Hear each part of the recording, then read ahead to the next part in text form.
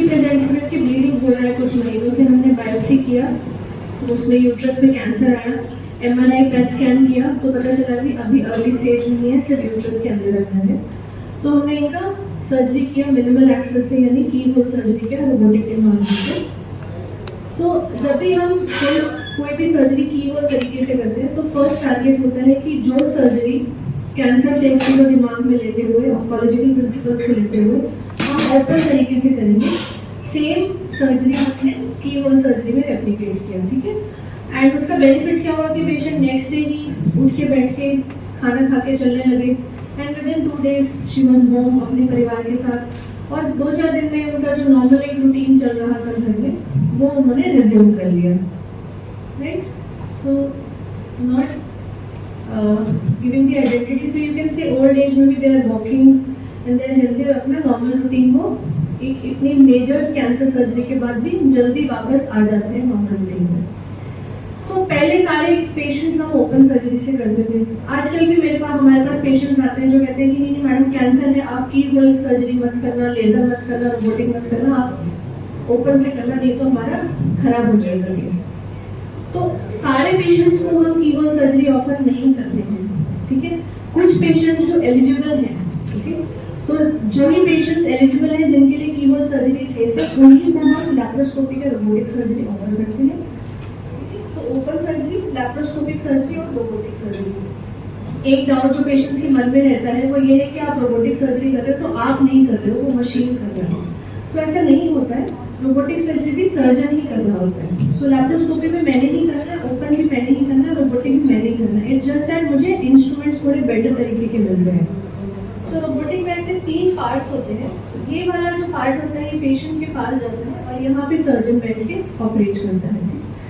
And advantage क्या मिलता है हमें कि एक तो इसमें हमें विजन बहुत बेटर मिलती है, लैप्रोस्कोपिक सर्जरी भी की होल सर्जरी है और रोबोटिक सर्जरी भी की होल है, लेकिन ओवर लैप्रोस्कोपिक सर्जरी क्या बेनिफिट है रोबोटिक का, एक तो आपको विजन बहुत अच्छा मिल रहा है, कैमरा बहुत एडवांस्ड है, 3D विजन है, जैसे इंस्ट्रूमेंट्स होते हैं, ये कंसोल होते हैं जहाँ सर्जन बैठता है, और इंस्ट्रूमेंट्स जो होते हैं वो की होल सर्जरीज के द्वारा पेट के अंदर इंस्ट्रूमेंट्स जाते हैं। Now these instruments are very advanced instruments and very precise instruments, ताकि blood loss है वो तकरीबन ना के बराबर ही होता है। विजन हमें बहुत 10 times magnified और 3D विजन मिलता है, एंड ये जो इंस्ट्रूमेंट्स है कंट्रोलिंग ये सर्जन के हाथ में है, राइट, और उससे ये सर्जरी कम्प्लीटली होता है। ये जैसे कैमरा अंदर जाता है और उसके बाद बाकी पोर्ट से इंस्ट्रूमेंट अंदर जाता है। तो हमारा जो एक्चुअली बच्चे जाने का कैंसर है वो यूजुअली ओल्ड एज में हम देख रहे हैं 60s 70s और अभी तो 80-84 ईयर्स के भी पेशेंट आ रहे हैं जो अदरवाइज फिट हैं, चल फिर रहे हैं, लेकिन अनफॉर्चुनेटली उनको कैंसर डिटेक्ट हुआ। तो उस सिचुएशन में हमारा की होल सर्जरी करना बहुत बेनिफिशियल हो जाता है पेशेंट के लिए। नहीं तो आप सोचे मत 70-80 साल में अगर हम ओपन सर्जरी करें तो पेशेंट ऑलमोस्ट बेड रिडन हो जाता है कुछ दिनों के लिए, उसके लिए मुश्किल होता है आना। तो सेलेक्टेड पेशेंट्स में ये हम ऑफर करते हैं। तो ये जो मूवमेंट है इसके like that we do it, ये हमारा सेटअप होता है and this is how we do it. So normally open surgery के लंबा इंसिजन होता है, की होल सर्जरी में ये छोटे छोटे इंसिजन से ही we can do the same surgery जो हम ओपन करते हैं। Thank you.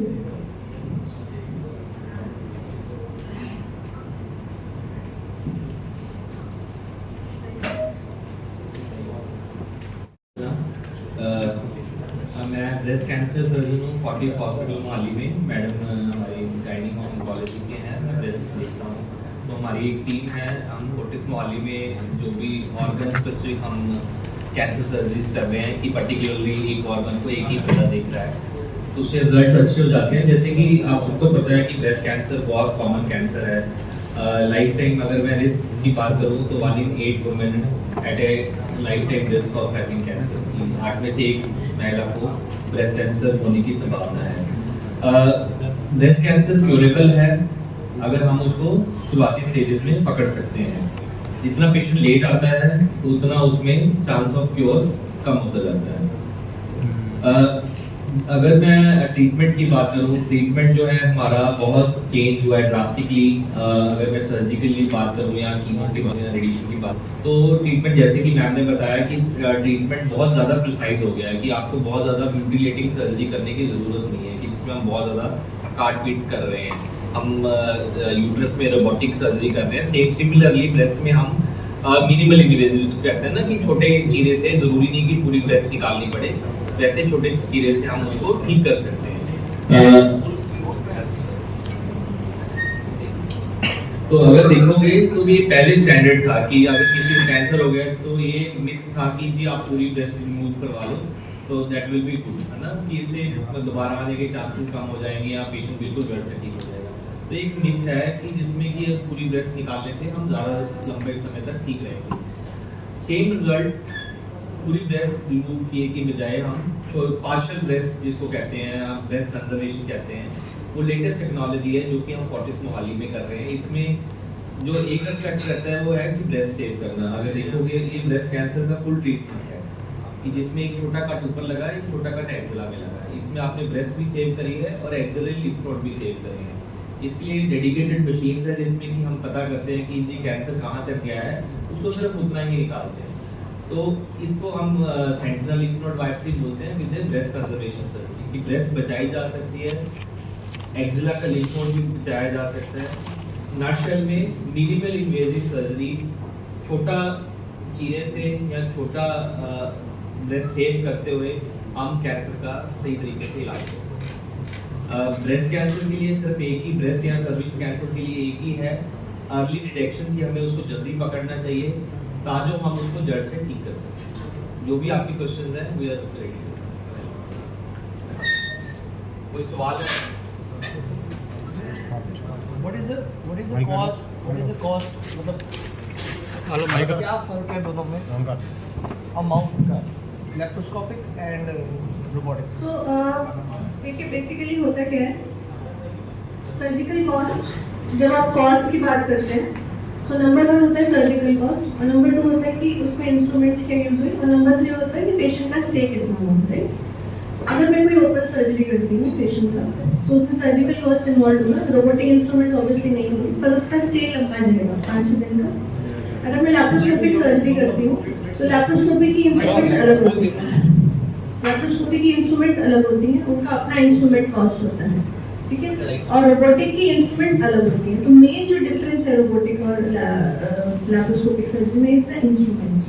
Instrument cost laparoscopic का यूजुअली जो ट्रोकार्स होते हैं, जो ट्रोकार्स यूज होते हैं प्लस जो लिगाशॉर वगैरह यूज होती है, उनका अगर हम कंबाइन करें तो that will come somewhere around 80-90,000।